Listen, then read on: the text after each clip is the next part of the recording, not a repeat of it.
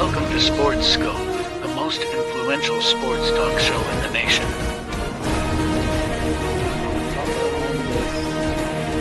What is today, the 19th? Stay tuned for updates and great sports content. Hello, everybody. Welcome to the Real Sports Scope. I'm your host, Robert Butler. On this 27th day of March, we're coming right into the Sweet 16. Got the Mad New Yorker backstage. Going to ask him his thoughts on the tournament up to this point. Also get a World Series prediction in. Today is opening day for everybody in the Major League Baseball era, starting today. And listen, I did not get a chance to talk about it yesterday, but I think a lot of George Foreman for many reasons. Get his thoughts on that as well. And, of course, the Mad New Yorker, got to get his thoughts on the new New York Giant, Russell Wilson. So stand by, folks. We'll take our first and only break, and we will be back here quickly because we got a lot to cover here on the Real Sports Scope. Hello, Sports Scope followers. The program has seen tremendous growth since going 5 days a week. I just wanted to thank everybody for your cash contributions and sharing the program with friends and families. Just a reminder, if you want to contribute to the program, go to the Cash App, the cash sign, and Sports Scope. There are other ways to contribute to the program listed at the bottom of the screen. If you want to advertise on the program, go to sports, that is sports with an S, another S, scope, SKOPE, at gmail.com, just like it's listed at the bottom of the screen. Thank you and enjoy the program.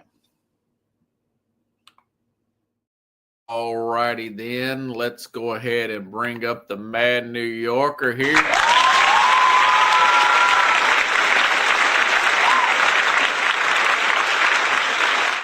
Crowd there, good crowd tonight. Good to see you, man. See you got the Yankee hat, although it's a little camouflage. I think that's a Yankee hat, but it looks like it's in some bushes there. Let me ask you this. This has been a topic the last few days. Welcome to the program, by the way. Thank you, Robert. Thank you for having me. Yeah, brother. Yeah. Hey, with all these mid-majors, lack of mid-majors coming into the Sweet 16, is this an NIL with the transfer portal running the college basketball game? What's your opinion on that? That's been a lot of talk. Or is it good that there's more familiarity with the teams that are coming into Sweet 16? My argument was the ratings are up the highest since 1993, since last year. Chris Webber blew that game against North Carolina over 30 years ago. I love it, but want to get your opinion. What do you think about that? Yeah, so the NIL has had an effect on all college sports. Yes. To be honest with you, it's not just this tournament. We saw it last year also on the in the football, towards the end of the new year, last year and this year, beginning of the new year, with all these bowl games and how some of these schools, were affected by this NIL and the deals that go on left and right with some of these college athletes. So it was bound to happen in basketball, and it did. And it's like, I guess, look, it's not as crazy, the NIL deals, as they's coaching deals, right? They've been talking and speculating about coaching deals like left and right before the tournament started. Some of these coaches were moving on with some of these teams. So it's like a hand-in-hand type of deal. It's a business situation for now for everybody, instead of it being about loyalty and, trying to finish out where you started. So I feel this: if you're one of those top end schools that can do it and get it, and take advantage of it, then do it. If you don't win, then you tried and you tried and it didn't work out your way. If you're a mid-major, what was the possibility of you getting even further if you added 2 more players on your team? Like, the best thing that the mid-major can do right now is just hope that when they play these teams, that they compete and they get better, so that when they do get to the dance, they have an ability to be, to try to stay in the game. It's hard for whatever team. Even the mid-majors in the past, you saw that there were Cinderella teams, but you didn't see them go that much further. You know, like Dwayne Wade's Marquette team, Stephen Curry's Davidson team, Jameer from the what team was that with Jameer that he was playing on St. Joe's? Jameer Nelson, St. Joe's team. Like these teams were great, but for those conferences, but when you came to the dance, you just didn't have enough depth anyways before the NIL. So now you have NIL and it's coming in and it's rearing its ugly head, and you see teams like Drake and you saw those teams, it's like you can only get so far. Even St. John's, had they had a 3-point shooter and a player on the bench that could handle the ball, and they could have gone further. So it's reared its head in different ways, but it's so you like me, you seem like you like the fact that it's more familiarity coming in. I'm really looking forward to this, man, coming up. These next few guys. I know there's some games going on now, but you know what I'm saying. This weekend, right, we can't be blind to the fact that there's always been some kind of advantages from the bigger conferences, the top 5 conferences, and right. So to be a mid-major and be like, oh well, this NIL is not helping. Like it's never helped. You being in a mid-major has never helped. And the most and best thing you can do is go out there, play the best basketball, and represent your school. So I don't. These arguments are coming up about NIL. They would have been different types of arguments about other things too. So it just I feel like it's the same issues, just different name to it. So yeah. Do you see any kind of budge in the NBA? They're seeing this rating spike. They were outrated by Caitlin Clark last year at the NBA and her run.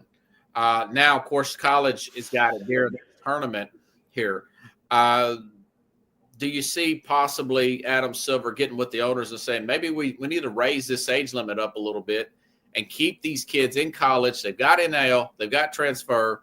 And for the marketing standpoint, to get audience to follow these players off into the NBA. I mentioned in 1993, I followed Chris Webber when he was drafted first initially by the Golden State Warriors. I followed him when he went on to Sacramento. That was during his prime years there. And can you imagine Cooper Flagg 2 more years? This would be like a Christian Laettner type of resentment that would come up towards Duke, as good as he looks right now. But there was players great for marketing and ratings to transfer, not to mention the developmental aspect of it.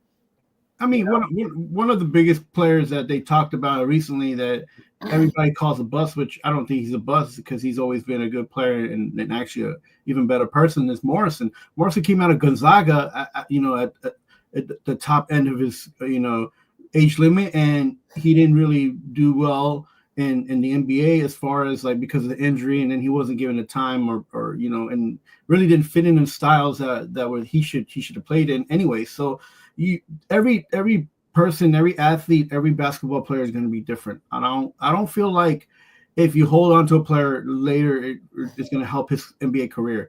What will help the NBA is if some of these coaches, some of these recycled guys, like a Tom Thibodeau, like some of these guys that come out and just are trying to play a game that doesn't fit the time, the era, or the team that they have. Like those things hurt the NBA more than per se having younger guys come in trying to do things. Because what happens is that you're forcing not just players to be trying to work in the system, but you're taking them out of their element, which was they came out of college all ready to play. They came with the mindset, and then you just turn that off.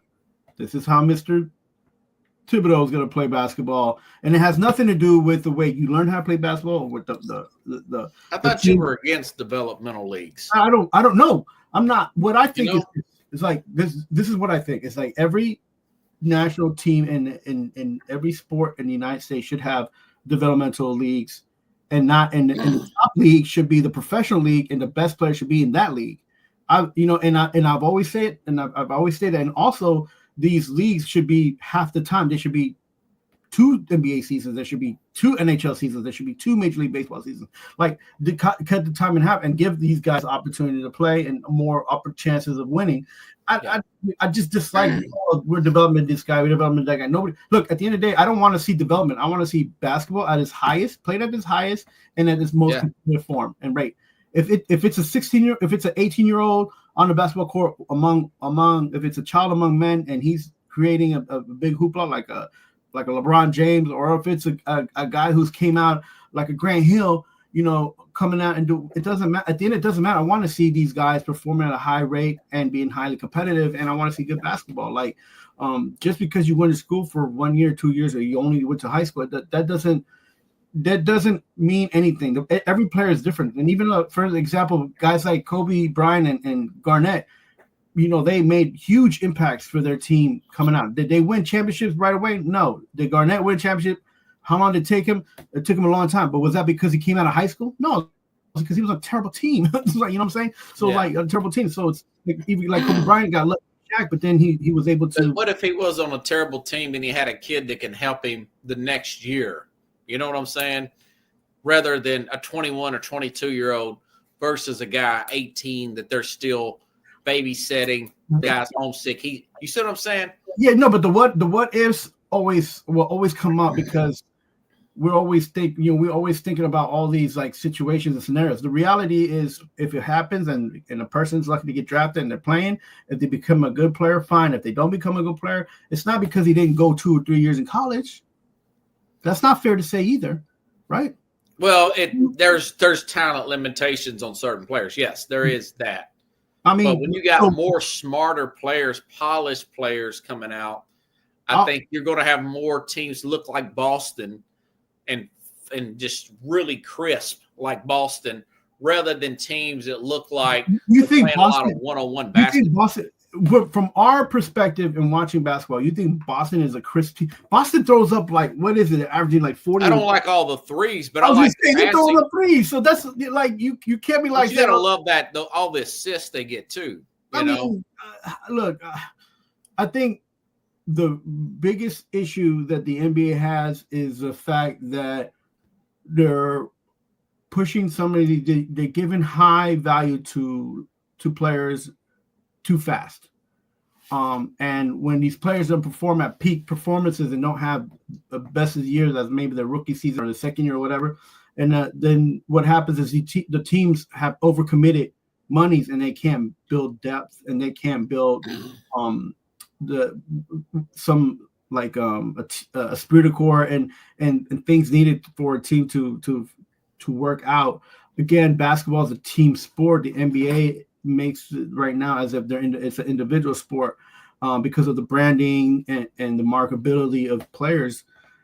We can't just be throwing out ideas that they're not a little bit of truth to. I feel like the coaching and the way that some of these there's teams, too much player empowerment. That's why. Yeah, well, some of these I was just talking yesterday with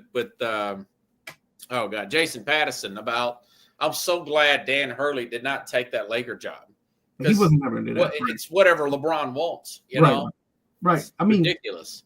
And that's like that's kind of like one situation about it. But then a player right now that we saw go to Golden State and moving from a situation that was, people are like, well, he caused that situation in Miami. I was like, did he cause that situation in Miami?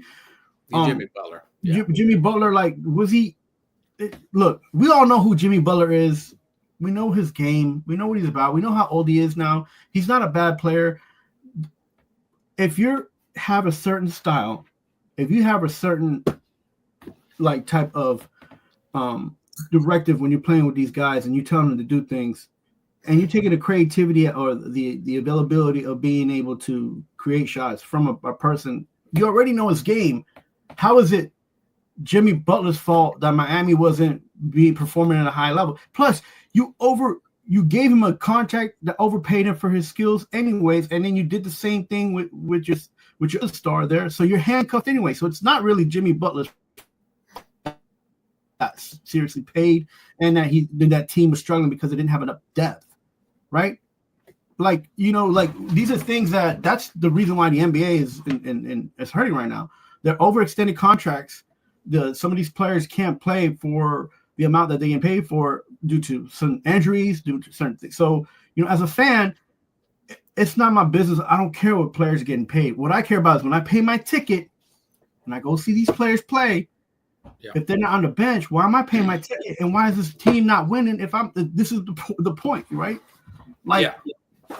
Well, it is what it is, man. Agree to disagree. I think they should go to college more. I think they should come out older, more poised, more coachable. But I also think they are to have, non-guaranteed contracts in there and not have guys like LeBron running your league. But that's, beggars can't be choosers. What do you think about Rick Pitino? Was that more of a good story last week than a good team in St. John's? What happened to them, man? Like you said, they couldn't shoot the ball at all. Right. No, the situation, and I pretty much said that was a good team. I'm not sure if they would make it to the finals. And you didn't have them in your Final Four, did you? No, I didn't. I just think that again, we talk about have at least have 8 to 9 players deep. A lot of the players they had were deep, but they were fast. They play fast. They play defense all over the place, but they didn't have any 3-point shooting and any sharp shooters. And I think he's paused up there. He is. We've had delays here. I don't know what it is. There you are. Okay, got it paused up a little bit, brother. Yeah. So they had. Let me see something. They had all these opportunities to be in the mix of things, and what happened was that they weren't able to come through. And listen, the Arkansas, like Calipari gave them all the opportunity to shoot threes and to be in the game, and then they just couldn't follow through. So that's those shots didn't fall. It would have been a different game if they did. But it's just the way that's basketball, man. That's what you want to see too. So, I'm upset that they didn't go further. That's because it's the whole New York thing. I wanted to see them at least go right. Makes a little bit more damage, make some noise, but he did a hell of a job. Like this wasn't a team that was on the same level 2 years ago when he's, it's a building process, and I'm sure next year, I hope he stays with it because he can always change his mind. He's a little bit older, so to say the least. Yeah, so that they get a couple guys in there that can shoot, and then replace the guys that are leaving and go back at it again. And he's the right person. Pitino's the right person for the job. So I think so too. And I think they might have been a little too overhyped, but. Ooh, and again, Pitino, you buy into for him, but it's at the end of the day, you still got to have the horses. And man, I mean, to miss that many shots, I mean, even he said it's like I hate for us to go out like that, but sometimes it's just a talent thing, If they went out trying to dunk or trying to just try to force the ball inside, if they went down doing that, that would have been that's a different type of feeling than if you went going out losing on wide open shots. Oh, I hate teams that do that, So, but that credit to Calipari and Arkansas for doing what they did. That was a smart. Yeah, Calipari. Let me ask you this: big win over Kansas last week, and then he had the big win over St. John's, the higher seed. I want to say they played Texas Tech. A lot of people picking Texas Tech. They're also the higher seed. Is Calipari, Calipari's background, coached at UConn or UMass going back to 96, beat by this Pitino team, that Kentucky team. But he had a great team led by Marcus Camby, Derrick Rose, Memphis, not big powerhouse teams like Kentucky. Was Calipari more of an underdog coach? Is he better at this with jobs like this rather than at Kentucky? I mean, he was losing to god-awful I mean, he was really getting – maybe he just kind of needed to change the scenery. But what's your thoughts about that? Is he really just an underdog coach, man? Yeah, my take on Calipari is that he's a coach's coach. Like, he finds ways to motivate these young men to play at peak levels, peak times when it's important, and he can find what and how to light up these kids and turn them into big dogs and men. But what happened at the end of Kentucky? What do you think happened there?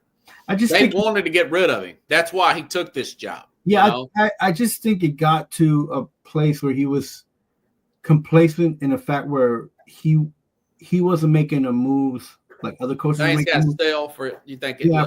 Because the NIL and the people in Lexington, they want you to win no matter. Even before the NIL, you expect championships, and they were getting 1 or 2 players instead of getting 4 or 5 players, and so and then that's not deep enough to win a championship, right? So I think it was part of recruiting, not winning, and then just him being a little bit complacent.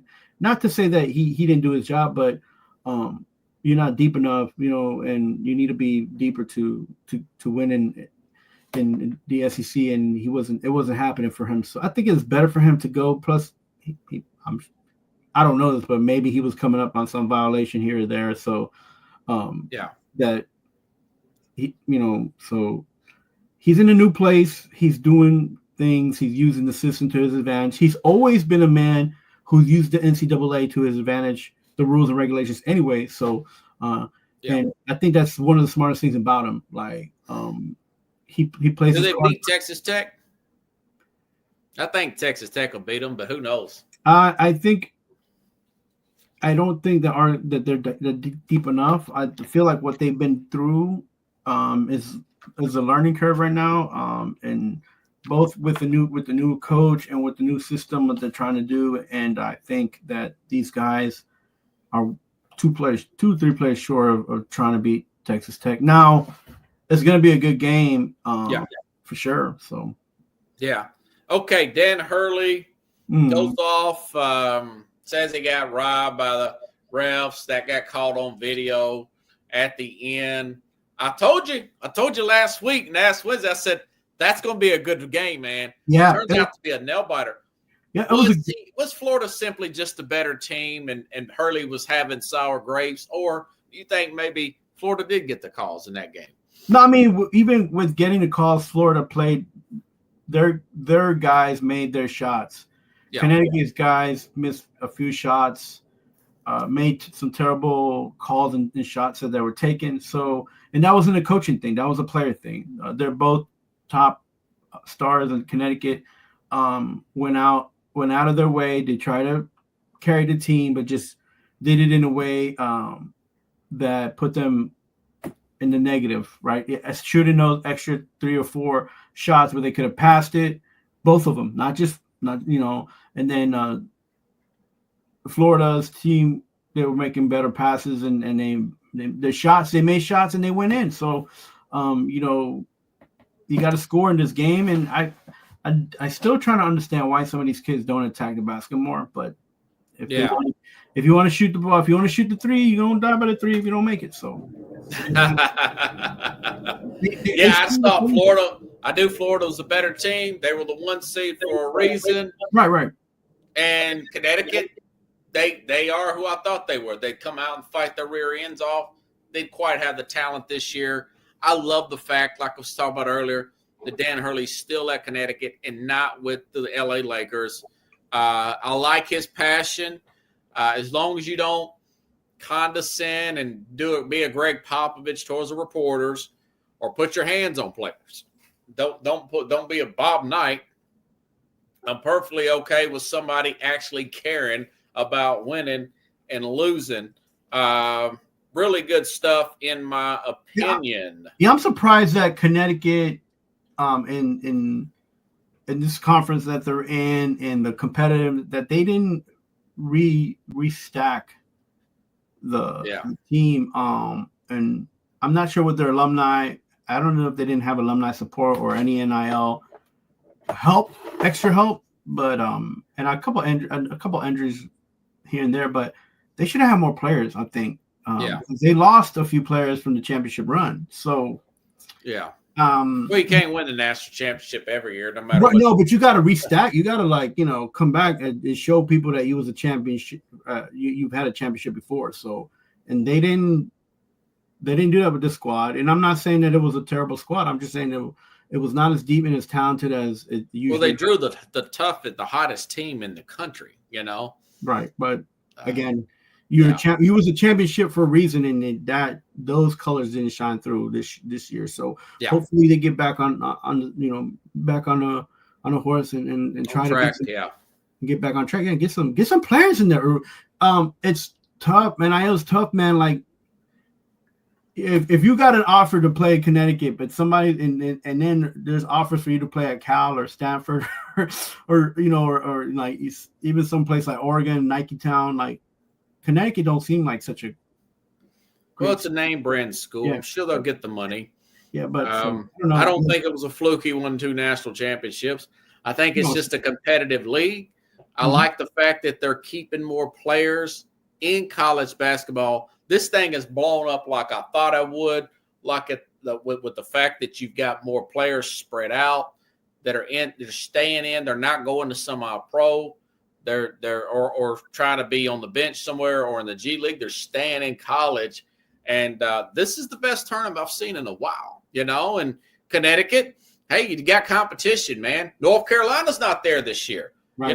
They're a powerhouse, Yeah, I didn't – the way that North Carolina came in this year on the back end of the tournament trying to slide in, and I'm not saying Hubert Davis did a terrible job, but they just they have tried again. They're getting 5-star players, but they're not getting enough of them. So, and again, the guard play doesn't seem to be there for them. Yeah, and you can't just be like, I'm going to take everybody who's a top 5 player, like because there's not that many at the top anyway. So, yeah, Carlos is kind of paused. It's a coaching thing. Go ahead. There you go. Okay, you there? Yeah. Okay. Yeah, I'm not sure. I'm not sure for UNC it's totally a coaching thing. Although their alumni would want to say that he needs to be careful. I thought he's done well. I mean, I think they got to the national championship game a few years ago, didn't they? Yeah. So it's a tough situation being on one of those top 5 conferences and one of those teams and not being able to be 6-7 deep. So, yeah, Kansas didn't get to the Sweet 16 this year. You know what? How about SEC really living up to the hype? 7 teams, the most in history to make it to the Sweet 16. What's your thoughts on that? It's pretty much like we said before. Hey, we knew they were tough. Yeah. The money, where the money spent is true. Within all sports, the SEC is spending in the billions in NIL money, and all teams considered universities and sports, not just football and basketball, like in all sports. Yep. So they're getting the talent here to play the sport, and it's becoming highly competitive. And not everybody's going to win, but the teams that are winning are the ones that are getting an opportunity to get to the dance, and now they're there at the dance. So I wish all those teams luck. And right now it is the best conference because it's the conference that spend the most in athletics. Yeah. So. They care more. We care more down here. I didn't think it's good at football or basketball, but they haven't won a championship yet. But we'll see. Well, you're looking at some of the 3 biggest schools that spend money on NIL monies is University of Texas, Texas A&M, and LSU. So those are just 3. I'm just naming 3 schools out of the rest that are on the top high end of spending top millions of dollars on athletes in the sports. So and none of them are in the Sweet 16. Right. So the other schools like Tennessee's got a high NIL for basketball, I've heard. Right. So the alumni, you see they look pretty sharp there. Switching gears here, Russell Wilson's a Giant. Their ESPN bet. They're still listed as 3.5 over and under wins. What's your thoughts about Wilson with Jameis Winston now in the quarterback room? I think it's just reaching right now for the Giants to try to put together a team that can win, and be consistent. They still have issues with the O-line that I think need to be fixed. They should add another running back. I don't trust them as a winning team in the East yet. So Vegas sometimes hits it on the spot, right? And when I said these things last season, people thought I was nuts, but I thought that there's a chance that could happen because Daniel Jones seemed to get hurt all the time. Right, and you like the division itself is very competitive. Well, you'd have to be more competitive than what the team was able to show and put out there. So you got to face Washington, which is on the up. You have to face the Eagles, who are the best, and you got to face Dallas, who want to be in the mix. We may be going downhill. Yeah, but they still want to be in the mix. So they play them twice, so they're going to get one game at least. Yeah, right? that I don't know. So I don't know. That's. I feel like people are kind of over. This almost feels like they're underselling at 3.5. I mean, that's if they get. I'm looking at the running back depth chart. Yeah, you're right. Tyrone Tracy Jr. I don't even know who that is. Devin Singletary. I know Singletary. I do like Wardell Robinson. Of course, Malik Neighbors set the world on fire as a rookie there. But, their defense there, they added Javon Holland. They've got Brian Burns still, Dexter Lawrence on that defensive line. And, of course, Kayvon Thibodeau. What if they decided to say not draft Schroeder Sanders, although there's some reports that maybe he's still considered to be the favorite to go number 3 overall. What if they take a Travis Hunter instead and put him at corner and made him some at receiver? That's a pretty good secondary for them, considering the fact of what they've done to their secondary by adding players to the draft and, of course, guys like that safety there, Yeah, and defense is looking good. Rob, you can get as creative as possible, but like balance is a true nature of the game right now in age, right? So the average age right now with the Giants is, now that they moved some players along, they're down under the 29 range, but they're pretty young. Yeah, they gotta be a little bit closer to 27. The Jets right now are close to 27. That's the prime age as a team, not like per player, but so if the Giants can get there, it'll help them because that means that they have players that can come back from injury quicker because they're younger. They got guys that are fast, so because they use, so those things matter. People trying to cherry pick, be like, okay, we put this person in, we put that person in. That's not football, right? Football isn't one on paper, man. So I've always been a Russ guy. I think Russ can win you 5 games himself. He can carry the team depending on the schedule. So you're saying they're going to go over at 3.5, and you're right, Chad. It is a more level playing field in the SEC. I want to not ignore Chad's comment. No, Chad, thanks for chiming in. But I feel like I think the Giants will be they're not going to win more than 6 or 7 games. I don't think so. Okay, that's same here. and I think the Giants. Now, what some guys may pop for the Giants. Maybe the division gets ate up with injuries. You never know. Yeah, you never know. And then at the end of would you want a Travis Hunter on that team, or would you rather have a locker room that had Schroeder Sanders? I would prefer to see this guy sell the pick and build this depth. But what if there's no takers? Takers. You don't think a person wants? You don't think there's teams that want to quarterback? I don't think the phone rings like that. Now it does ring, but I don't think it rings to the fact that people think, now maybe for Tennessee because they got that one pick, But I just don't want.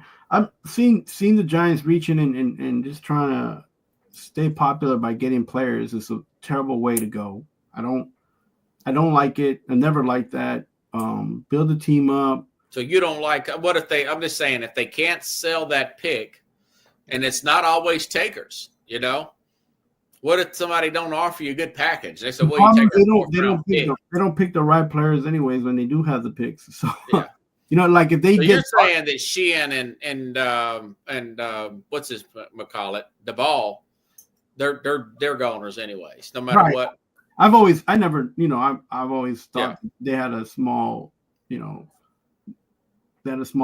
opportunity here. Anyways, if they pick a dart or something like that, then it's down from there. I don't, if they pick Hunter, I think that'll be an okay pick because he's an unbelievable athlete. You can play him two ways, man. Right, but add that depth to that. Put him opposite of Neighbors. Yeah, and how is he going to get? Is he the one getting catch? Who's the number one? Neighbors is still your number one. He's your number two. So you could possibly have bring him in for series, not necessarily one package, but a few series in the first quarter. Maybe use him late in the second half. Yeah, so you have Russell Wilson throwing him the ball and under 30 yards. And if you have Jameis Winston throwing you the ball over 30 yards, more likely to get intercepted. Now if they play Jameis Winston, they could get the number one pick at 26. Yeah, it's just tough to see where they're going to go, what their game plan is. I don't know. I just feel like that was one of those, let's try to get a name. So you like the signing or you don't? I think it'll give a little bit of hope to the fan base bringing in a Russell Wilson. I wanted him 3 seasons ago. I don't want him because he's 3 seasons older. He's been through 3 seasons. He's been through 3 seasons of sacks and hits. So I mean, I guess it's okay. I'm not a Russell Wilson fan, but I don't want to have a type of quarterback who has a lot of potential, but an O-line that just has them underneath a blanket of defenders, man. That's one of the things. I know it sounds pessimistic, but this is one of the things for me. It's like you brought this guy in. Like this guy is a Super Bowl champion. He wants to get back to the promised land. How are you going to protect him? What are you doing to protect him? Yeah. I don't know. I know that Thomas is good. We'll see how some of these other offensive linemen that they've picked up fare out for them. If they can run the ball, Robert, keep the defense off the field, they have a good defense. They're building a good defense. If Russell Wilson went to just kind of keep time of possession. If Russell Wilson went to Tennessee, he would have a better shot with the O-line that they built up, plus with the O-line guru over there. Apparently, that's what these. Well, Tennessee has better players, player for player right now. Right, so that would have been a better situation for him. So that way, if he can achieve performing at his peak level, then there's an opportunity of him actually winning the 5 to 6 games that he can win on his own back. Like he can really get 5 games. But with being at the Giants, I don't think he can win 5 games on his own because it's not the same situation. So, everything is about that center guard. Yeah, like in that line. And trust me, I know he can't run like he used to run, and I know he's not as dangerous as he used to be. But look, like I have hope that they'll play good games. But I don't have any hope that we will stay away from the top 5 picks next season. Well, that's what Vegas is saying. So switching gears, man, it's opening day. What do you think? I know there's favorites and everything, and you'll be surprised at who Vegas has a lot of websites in the Major League Baseball American League to represent. Take one guess at who do you think the American League is going to have in the World Series that was picked by MLB.com, ESPN, and the New York Post.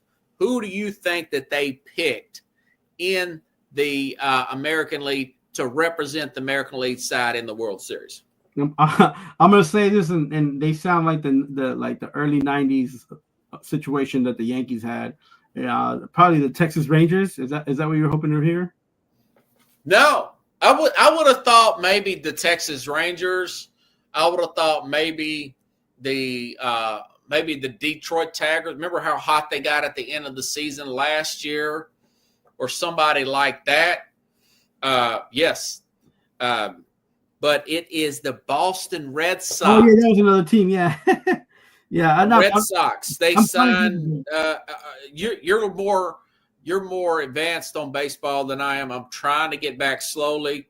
Is Alex Bergen really that big of a signing for them?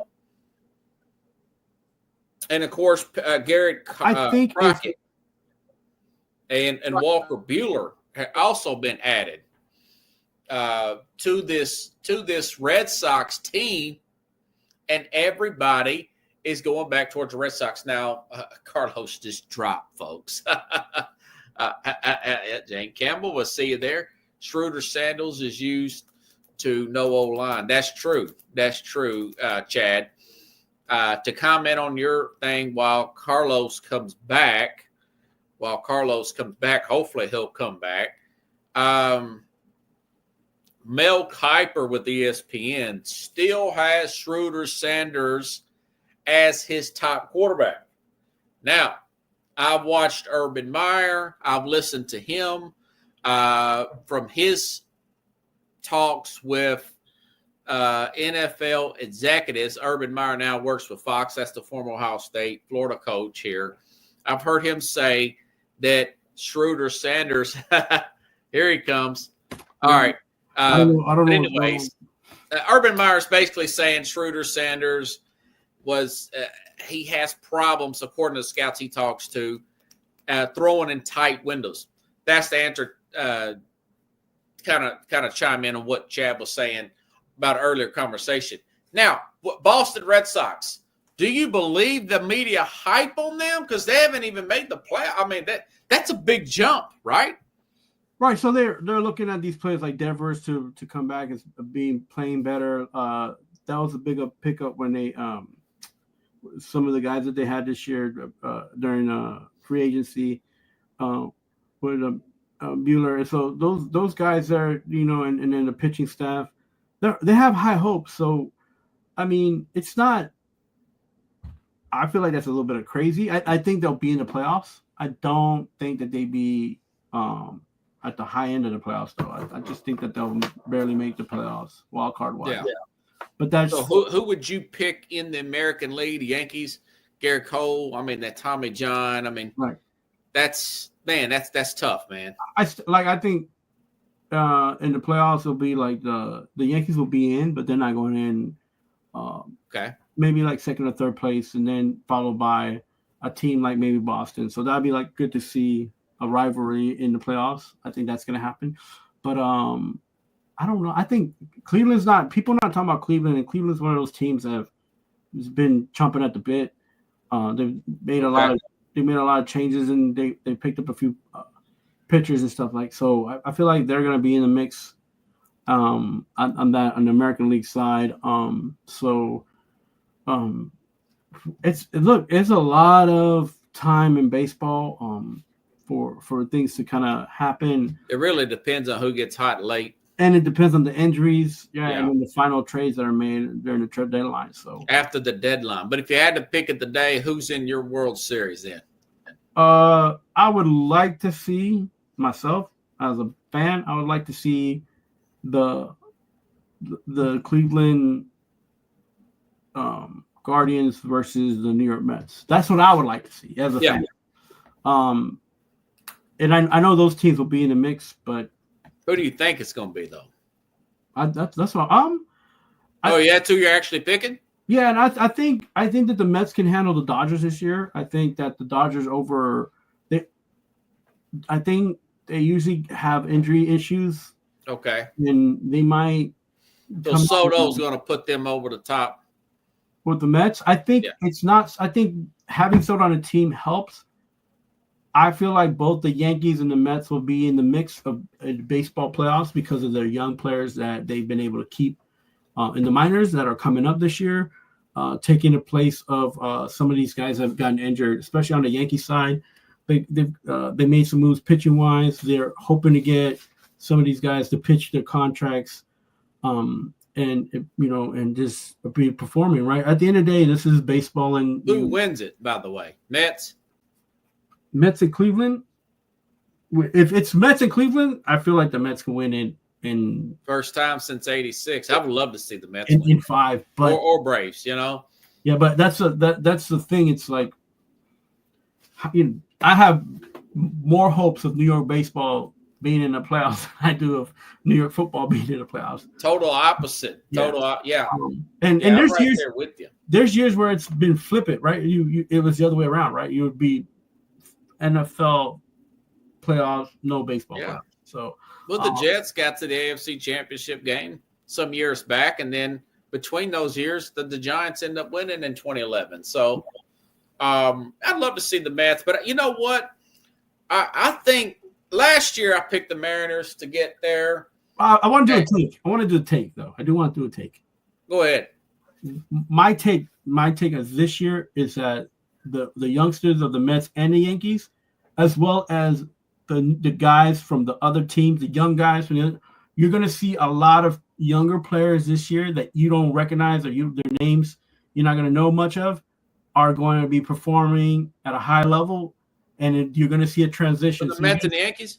Mets and Yankees, as well as the rest of the league. You're going to see guys like Trout, Harper, Betts. Those guys might get injured. Those guys might not be as performing as much. Yeah. And you're going to see these newer guys, these younger guys carry teams on like I would say teams like the Athletics, teams like the Mets, the Yankees, Tampa Bay, and even Toronto have a few guys. So Baltimore. So you're going to see a lot of younger guys who not used to being on the face of baseball. It's going to change, and it's this time.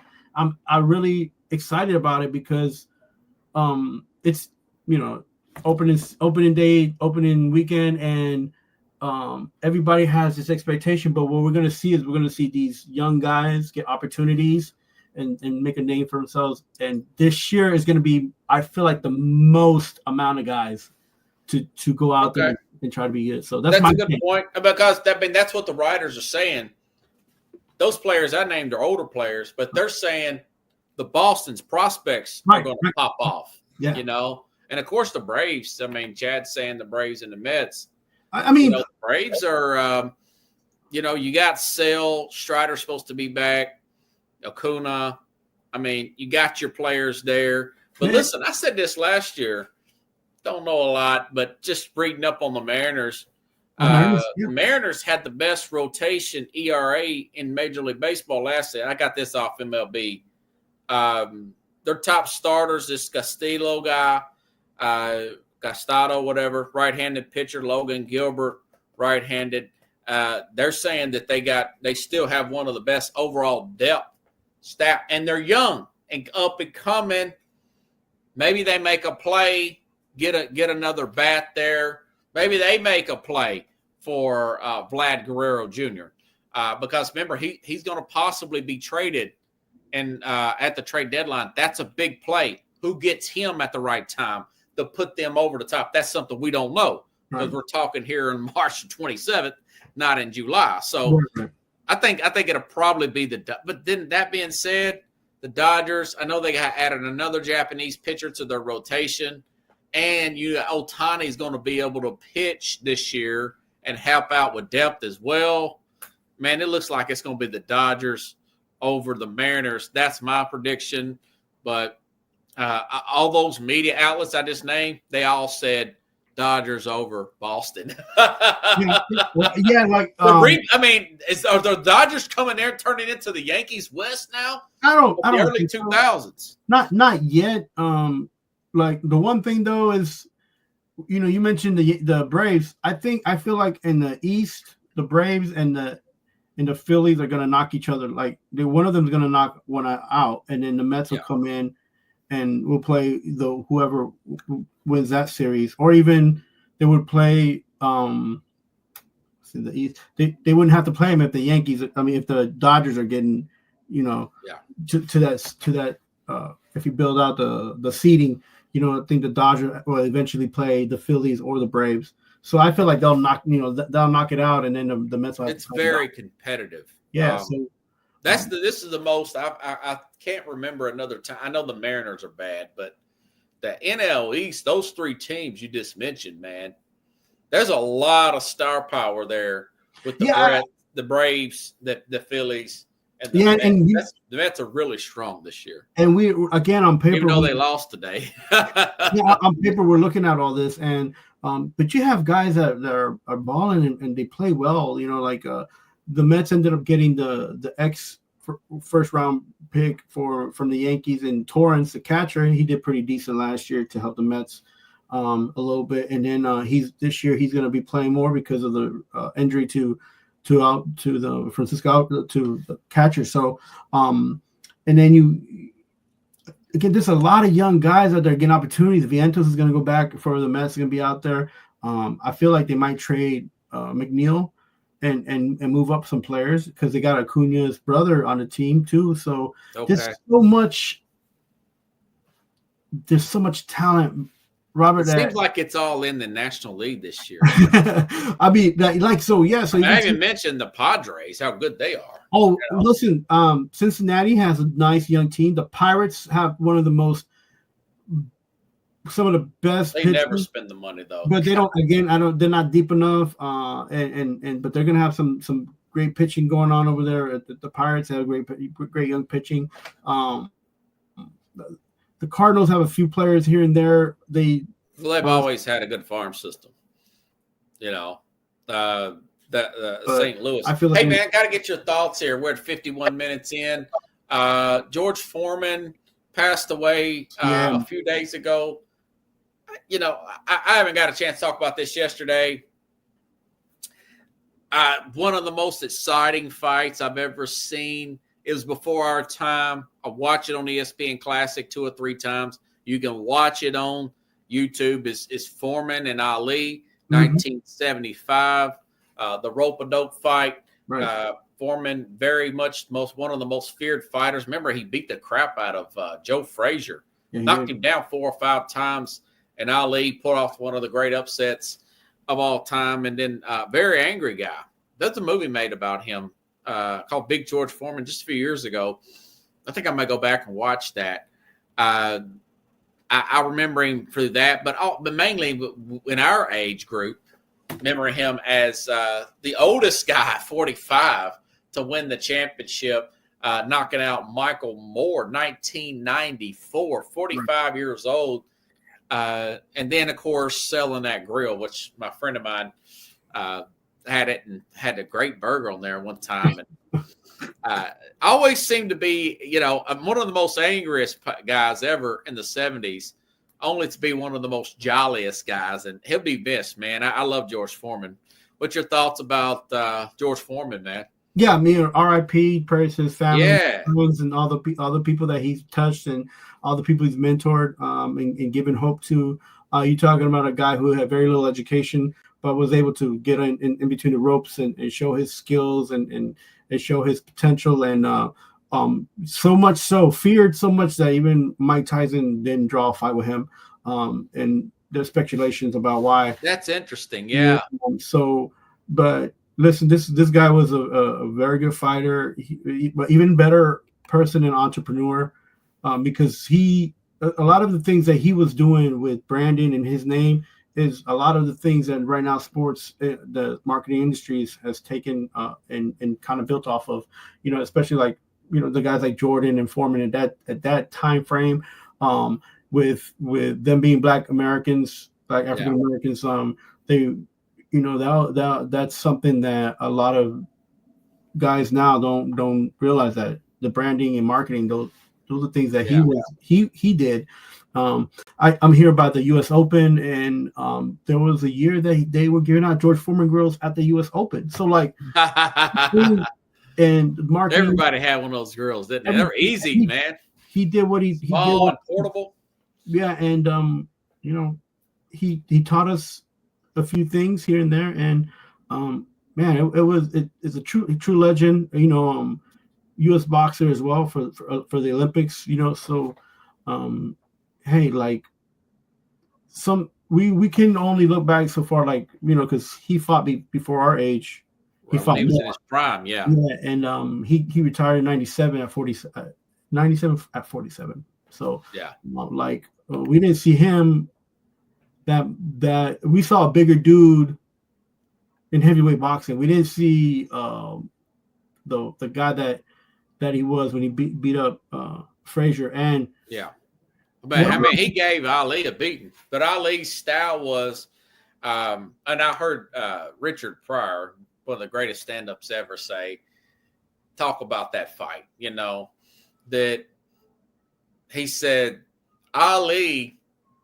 Frazier would fall down for anybody but Ali, and he was joking about Foreman knocking him down time and time again. And he's like, well, Foreman had a unique style. None. Which one's the referee? I'm going to kill the other mother bleeper. That was the joke, you know. Mm-hmm. And that was that just style where he just goes at you and just hits you with those combos constantly. Right. And Ali saw that, and he's like, I'm going to let this dude punch himself out. And I'm going to rest on this rope while he's there. It's a great strategy, man. Because Ali was an older fighter at that point. He's like 34 years old. And I want to say Foreman was only like 27 at the time. And another thing about Foreman, people don't realize he was honest. He was real. And he in a lot of interviews that he's had, he's always told it. He's like, I never seen those two punches come at me. So he knew he got hit and he fell down, but like that's how fast Muhammad Ali was. Yeah. It was a great punch too. Right. It was an iconic fight, man. He said two punches. I'm not, to be sure, I don't think it was two. Maybe it was one, but that sounds like something Michael Moore said in 94. Because remember, Moore was winning that fight. I don't know if you remember that. Yeah, I remember. I mean, he put his guard down, and it was like 10th round, and Foreman's like, okay, I'll take this. Was that HBO or Showtime? It was HBO. Yeah, it was HBO, man. Yeah. I saw the replay. I heard about it, but I had HBO at the time. My family did, fortunately. And I thought, man, that's awesome, man. This dude could look kind of chunky. But I always thought, you said uneducated. If you just listen to him break down the fights as a announcer, sportscaster, I mean, as a what do you call it, commentator, whatever, he seemed very educated to me. He seemed sharp as a and maybe he didn't have the college degree, right? But man, he's really formidable, and like you said, jolly, and just I never thought that he was winging it. I always thought he did his homework when he was calling these fights for HBO. We forget about the fact that he did that too. He was up there. He's one of my favorite color guys. He's kind of like maybe a Pat Summerall or John Madden if you're doing football. Yeah, I was gonna say I love that voice. Yeah, he's more like Madden. He kept it simple. And it was all the things that he talked about while boxing and all the little tricks that they do, and he just tell how it was, and he'd be like, don't chew on that mouthpiece when you get punched, those kind of small things that and look, he did his thing, and I feel like us as people watching sports and commentating on sports, like we enjoyed it. We remember it because it was memorable. It's memorable because of what he and how he was able to put out boxing to us while we were watching it, and those kind of things, they're always missed too, because we would watch boxing now. I'd watch boxing now and be like, man, I wish they had some other guys, commentating. Doing the color guys, yeah. So I was like, but he's one of the voices that I like to hear. Right. He's an honest guy. He's not shy about his fate. You could tell the transformation in him. He's a very angry guy in the 70s. I watched a documentary on that fight. And he was angry. He had his German Shepherd with him all the time. And you wouldn't recognize, that's like two different people. Right. Yeah. From 90s George Foreman, that me and from the 70s guy. He said it was the best thing that ever happened to him. Finding God and everything. Chad says Rangers, Astros. I think if one of those teams could make a play at the trade deadline, going back to that, like a Vlad Guerrero, they've both been in the World Series in the last, 5 years? I couldn't see why they couldn't make it. I just think those teams are top heavy on veterans. And there's a lot of vets, especially on the Astros. Yeah, when you're on top heavy on veterans, you're more likely to get injuries, and there's less depth on your bench to come up and save you from falling. So save your grace from falling. So you got to be careful when you have these teams and how you build these teams. And so you know, I feel like the Rangers are like the late '80s, the Yankees late '80s. They got all these names on the team, and they're hoping for a championship run, but they just can't get there. And Astros right now, that's been a few years now that they've been, even though they've been in the mix, they've been struggling. And so I don't know. Those two guys, one of them will make the. How about this? One of them will make the playoffs. One of them won't. I don't know. I think they both could make it.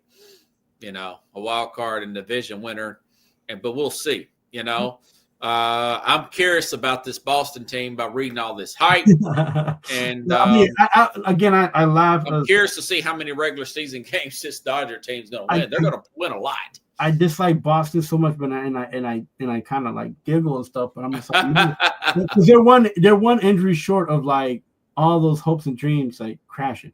They're like one of those teams that are like one injury short of just. There's not that many, but they're one of them. I picked up 4 young men from Boston a couple of weeks ago, and they all sounded like miniatures Tyson Furies. And we got some prospects. We got some prospects, man. We got a lot of prospects. We're gonna be good this year. Y'all gonna be good. I said, we're gonna be, and they're just really excited. Young guys, 22, and kind of remind us of our energy back in 04. I was so happy. Nothing against you, man, but I was so happy Boston won that series. God, no, I was so you know coming back 03 like that, dude. Yeah, every time you talked, I was like, oh, this is trash.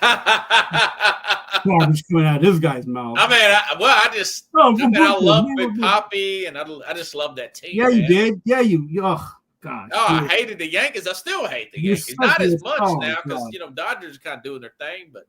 You rode a train like it was 1800s, bro. Thank you, Chad. You got anything you need to plug? We're getting here towards the end. Any final last words there? Yeah, I was in the middle of doing the with the forkball, and the injury started hitting the Yankees, and so I had to take a pause and had your own what the fork moment. Yeah, and I've been doing some school things. I've been kind of busy, so I'm gonna try to do some shows here in the next few days, and then try to catch up with and just get ready for this season to come up. And I'm really excited, man. Everybody, keep your ear on the ground. Look up some of these young prospects. A lot of teams, they were so funny, man. Yeah, these teams got good prospects. All of these teams got good prospects. I had 4 of these guys. I dropped them off, ironically, in front of that Dave Portnoy's nice. Barstool Sports place we got downtown. Nice. Nashville's a whole different world, man. If you I've been there. I go a lot. I'm doing we should go downtown sometime and we gonna ride that cart that with all those females in their bachelor parties. Yeah, it's something else. And folks, next week when I come back on, I'll have this guy's helped recruit some big time players from Missouri.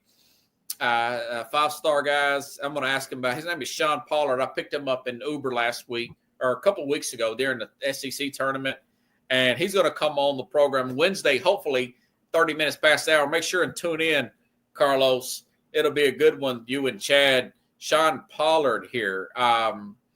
This guy knows Darrell Green Beckham. Remember him? Yeah. 5-star player. We were talking about him. He played a big hand in his recruitment. Sheldon Richardson, does that ring a bell? Former Jet, 5-star player. He's the go-between guy. So, I start talking to anybody about sports. And, I'm always asking people come on the program. So, I had met Jenny Paul through Uber, and I met this guy, Sean Pollard. Pretty interesting guy. So, hopefully, he'll be able to make it in Wednesday, folks, next week. So, of course, me and you will hopefully be back next Thursday. Hey, who wins Kentucky, Tennessee, man? Who wins that game tomorrow night? I'm going Tennessee. Okay, me too. Although Kentucky did beat them twice. Yeah. In the regular season, I think Tennessee's playing better right now. Yeah, I think they'll be all right. They need to just attack the basket, forget about shooting threes, and unless they get a really good shot and they get to that free throw line, baby. Just get in there. Because Kentucky's not that deep, so they'll find. Bad New Yorker, everybody.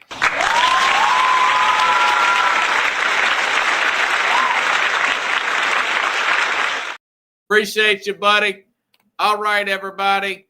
I'll be back on here again live next Wednesday, but check out replays. I got some good replays set up for the next few days. I'll be back here live. Thanks again, Chad, Jane, everybody. I will see you next time here on the Real Sports Show.